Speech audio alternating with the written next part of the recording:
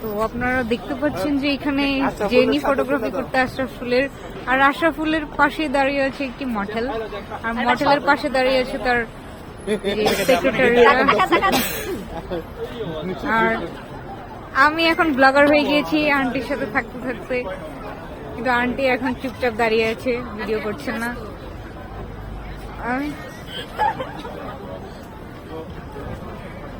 আঙ্কেলও দাঁড়িয়ে দাঁড়িয়ে হাসছেন এসব তামাশা দেখে।